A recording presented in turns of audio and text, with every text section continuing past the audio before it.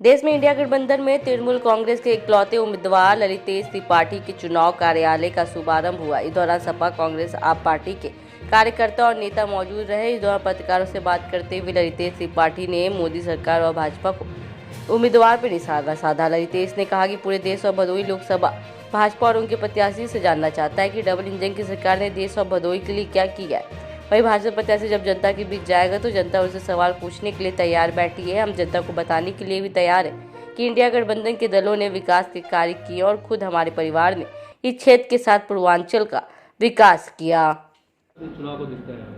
देखिए, चुनाव अब क्योंकि देश का चुनाव है, देश के कई महत्वपूर्ण मुद्दे हैं।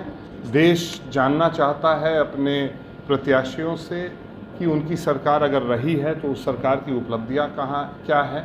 वो भारतीय जनता पार्टी के लिए सवाल लेके सड़क पे खड़ी है। भारतीय जनता का प्रत्याशी अगर सड़क पे उतरेगा तो निश्चित रूप से जनता उसको घेरेगी और उससे सवाल पूछेगी कि आपकी पार्टी की सरकार, डबल इंजन की सरकार ने हमारे इस देश के लिए और इस भदोही के लिए 10 साल में किया क्या है। वो प्रत्याशी सड़क पे उतरेगा तो निश्चित रूप से उसको इन चीज़ों का जवाब देना होगा। हम लोग का इतिहास रहा है, इस जिले से हम लोग का इतिहास जुड़ा हुआ है। हम लोग के गठबंधन की सारे दल हैं, उन्होंने भदोही को एक मॉडल के रूप में विकसित भी करने का काम किया है। अगर जनता हमसे पूछेगी कि हम लोगों का क्या मुद्दे हैं इस चुनाव में, तो हम लोग उनको दिखा सकते हैं कि हम लोग के गठबंधन के दल ने भी और हम लोग के परिवार के लोगों ने भी इस जनपद को देने का काम किया है। भदोही कैंडिडेट जो बीजेपी से आया हुआ है वो निषाद पार्टी से भी है, विधायक है जी, मौजूदा समय में मझवा से बीजा हो गए हैं। अब वो कह रहा है कि हम भदोही सीट को लेके 400 पार जा रहे हैं और अभी वो शायद इस्तीफा भी नहीं दिए हुए हैं वहाँ से। कैसे देखते हैं आप इनको? उसकी जानकारी मुझे नहीं है, वो उनका विषय होगा, पर स्वाभाविक है कि बहुत बड़ा घालमेल हुआ है।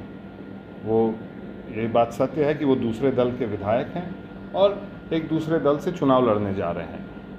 वो 2022 के चुनाव में एक तीसरे दल के प्रत्याशी होके तो भी वो छोड़ के चले गए और फिर दूसरे जगह से दूसरी पार्टी से टिकट भी लेने का काम किया है। हो सकता है उनको डर हो इस बात का कि कहीं इस बार भी उनके साथ किसी तरह का उस तरह का खेल ना हो जाए भारतीय जनता पार्टी के द्वारा। इसीलिए हो सकता है वो अभी, अगर उन्होंने नहीं दिया, मैं नहीं जानता हूँ उसको, मगर वो मुझे लगता है कि जब तक पक्का नहीं हो जाएगा कि मैं भारतीय जनता पार्टी का उम्मीदवार हूँ, तब तक वो आगे का कदम नहीं उठाएगा। क्या ये नहीं लगता कि आपको कि वो कहीं ना कहीं उनके अंदर एक डर है कि अगर हम लोकसभा हार गए तो हमारा विधायक ही रहेगा? क्या उनको नैतिक के आधार पर उनको इस्तीफा देना चाहिए, लड़ना चाहिए? पहले तो डर ये है कि हमारा टिकट रहेगा नामांकन तक कि नहीं, पहले इस बात का डर उनके मन में होगा। उसके अलावा जो अन्य डर है, जनता की आवाज़ इतनी तेज़ी से उठ रही है, जहाँ जहाँ चुनाव धीरे धीरे अब करीब आ रहा है, मुझे लग रहा है कि 48 घंटे में पोलिंग शुरू हो जाएगी। कहीं ना कहीं भारतीय जनता पार्टी के सारे लोगों को मालूम है कि इस बार जनता का रुख और जो हवा है वो उनके पक्ष में नहीं है। दीदी ने भदोही क्यों चुना आपके मार्फत?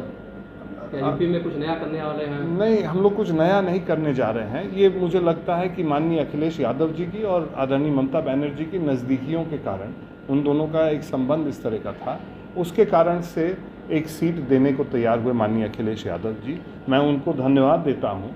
वो कोई कमज़ोर सीट भी दे सकते थे, मगर उन्होंने वाराणसी और आसपास के इलाके में, जहाँ पे हम लोग के परिवार का कुछ पुराना रिश्ता है, उसमें से सबसे मजबूत सीट जो उनके पास थी वो उन्होंने देने का काम किया है।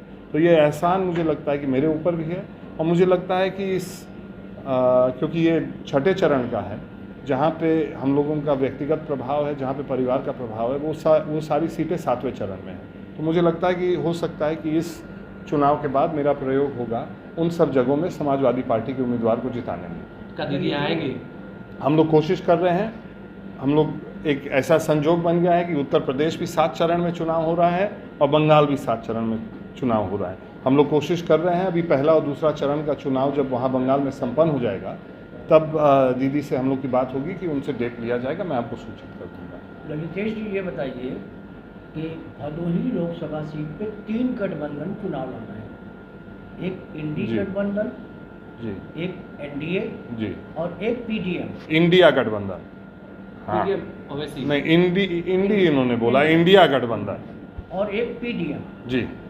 3 गठबंधन में तीनों ही प्रत्याशी लगभग कमोबेश एक दूसरे से जो है जो तालमेल लेकर के दूसरे संबंधों से आए हैं। आपने टीएमसी से जो है जो टिकट लिया सपा का, बिल्कुल। हाँ, निषाद पार्टी से उन्होंने पकड़ा टिकट भाजपा का। एक जो लोकल स्थानीय है प्रत्याशी पीडीएम के, जिनका असदुद्दीन ओवैसी से गठबंधन है, प्रेमचंद बिंद उसके राष्ट्रीय अध्यक्ष बन रहे हैं। 3 गठबंधन के चुनाव में इसमें कौन सा ऐसा गठबंधन है जो सबसे मजबूत दिखाई देता है? मात्र एक गठबंधन ऐसा है आज की तारीख में पूरे देश भर में, जो देश की बात कर रहा है, देश के भविष्य के लिए एक रास्ता, एक रोड मैप जिसको कहिएगा।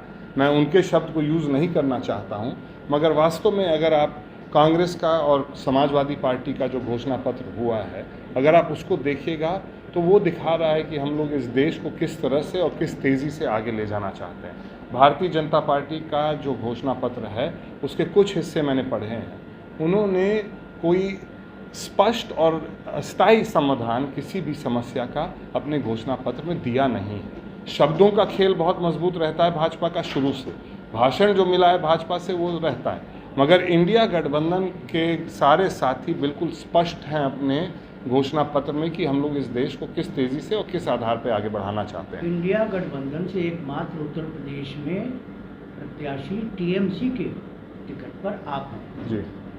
इसी तरह पीडीएम से राष्ट्रीय अध्यक्ष हैं जी, जबकि एनडीए से निषाद पार्टी के जो है तो भारतीय जनता पार्टी के टिकट पे आ रहे हैं।